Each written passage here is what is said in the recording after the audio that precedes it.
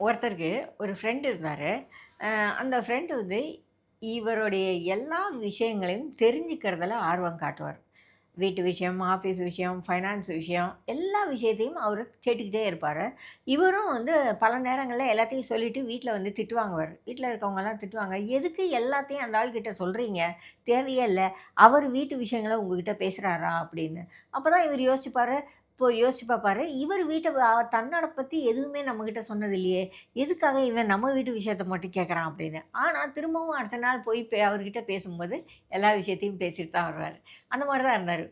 இவரு என்ன பண்ணாரு, ஒரு இடத்துல ஒரு வீடு பார்த்தாரு. அந்த வீடு வந்து பிள்ளைகளுக்காக வாங்குறதுக்காக பார்த்தாரு. வீடு நல்ல விலையில அவருக்கு வந்து கிடைச்சது. ஸோ, அது பேச்சுவார்த்தை நடந்துகிட்டு இருக்கும்போதே, திடீர்னு ஒரு நாளு அந்த வீட்ட இவருக்கு குடுக்க மாட்டேன்னு சொல்ட்டாங்க. இவரு ஃப்ரெண்டு போய் அந்த வீட்ட வாங்கிட்டு வந்துட்டாரு. அப்போ வீட்ல இருக்கவங்க எல்லாருக்கும் ரொம்ப கோவம். "நீங்க இந்த மாரி பேசி தான் இப்படி ஆச்சு" அப்படின்னு சொல்லி. உண்மையில என்னன்னா, அவரு ஃப்ரெண்ட் இவரு கூட பேசி, பேசி இவரு என்ன பண்றாருன்னு இவரோட மூவ் எல்லாம் ஃபாலோ பண்ணி வச்சுக்கிட்டே இருந்தாரு.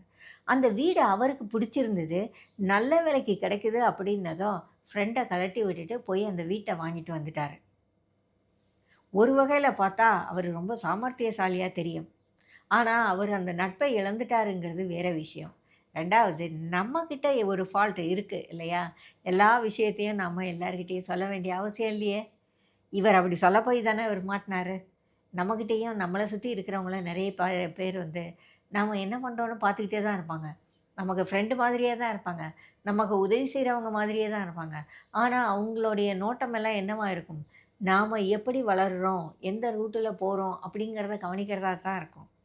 அந்த ரூட்ல போய் அவங்க நம்மள ஓவர்டேக் பண்ண முடியுமான்னு பார்ப்பாங்க. நம்மளோட வெற்றிகள தாமதப்படுத்த முடியுமான்னு பார்ப்பாங்க.